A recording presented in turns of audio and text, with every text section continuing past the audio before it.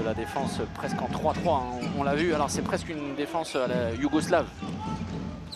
Ah, là, comme un sapin de Noël un petit peu. Oui, alors là, on est loin de la 3-2-1, mais c'est vrai que c'est une... Pierre Soudry, le marché pour Pierre Soudry. Occasion pour les Montpellierins de recoller. Attention, oui, Ouais, oui, ça c'est bien vu. Sous-nombre. Au premier poteau, Yanis Len.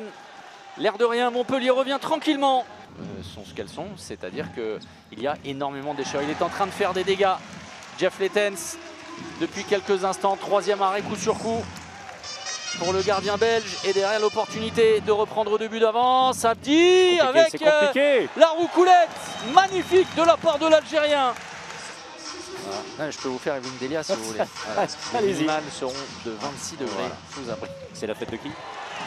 La fête de Pierrick Schell qui s'illustre. Ouais, très bon Pierrick, le 3e but pour le capitaine toulousain. Très belle finition.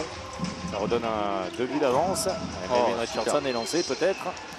Ça fonctionne toujours, enfin très souvent comme ça chez Melvin Richardson, les séries. Il doit faire la différence, il a gagné son duel et derrière la punition avec Skove Bradze qui est sorti, qui a fait l'effort demandé.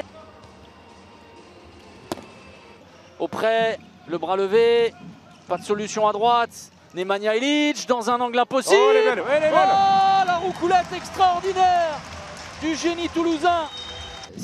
Là, les regrets, si on en reste là et si Toulouse venait à s'incliner, ils seraient énormes, ils seraient nombreux parce que clairement, l'expression de donner le bâton pour se faire battre prend tout son sens. Et là, le temps mort est nécessaire. Ça a bien fonctionné en première période pour Philippe Gardan parce que ces hommes semblent... Et là, dans cette partie, le Money Time, les 5 dernières minutes. Bras levé. Et le but n'est plus vide, hein. Le but est occupé par Marine Chego.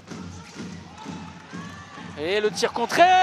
Ballon récupéré avec Nemanja Ilić. Speedy Gonzalez. Et l'égalisation à 29 partout.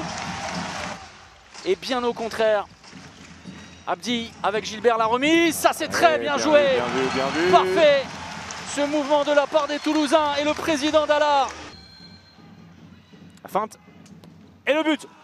Le but de Lucas Pelas. Plus 2 pour Montpellier. Il reste exactement 1 minute.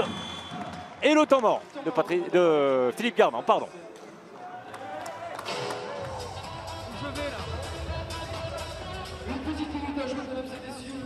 Et Montpellier, comme on le pressentait, a fait la différence en profitant des errements. Et avant le buzzer, Valentin Porte qui se rapproche un peu plus de la barre des 1000 buts avec cette dernière réalisation sous les sifflets du Palais des Sports. Mais des sifflets liés à une réelle frustration, mais surtout à cette incapacité d'avoir cet aspect tueur dans le jeu des Toulousains.